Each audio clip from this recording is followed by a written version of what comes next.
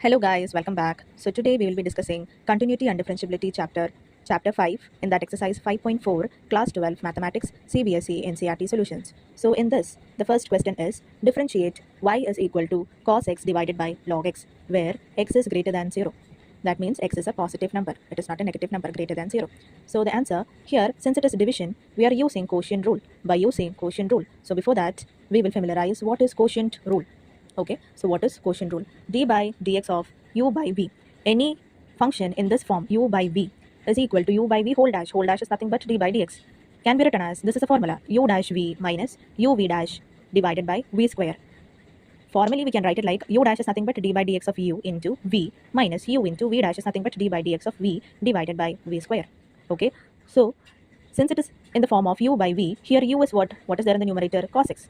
Now, what is v? V is the denominator one, that is log x. Okay, now taking the derivative separately so that it will be easy for us to substitute.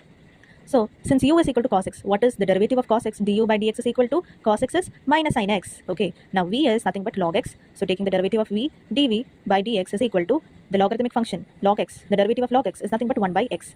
Now, applying this in the quotient rule, dy by dx is equal to u dash v. What is u dash? Du by dx, that is minus sin x, into what is v? Log x minus u, what is u? Cos x, into what is v dash? 1 by x. Okay, divided by v square log x whole square. Okay, now rearranging, minus sin x into log x minus cos x into 1 by x is cos x divided by log x the whole square. Now, if you want to rearrange in a better professional way, how we will do? We need to take reciprocal. Okay, the numerator itself, the reciprocal, how it will be? Minus sin x into log x divided by 1. Okay, nothing is there, so I can write divided by 1 minus cos x divided by x whole divided by the log x square. Okay, now taking the reciprocal. Okay, so how it will be? X minus x into sin x log x minus cos x divided by x log x whole square. So how it will be? Like the x is common for minus sin x into log x minus cos x. Okay, so when we take the reciprocal, when we take this, we will get minus x into sin x into log x minus cos x divided by this x will be coming into the denominator as common into log x the whole square.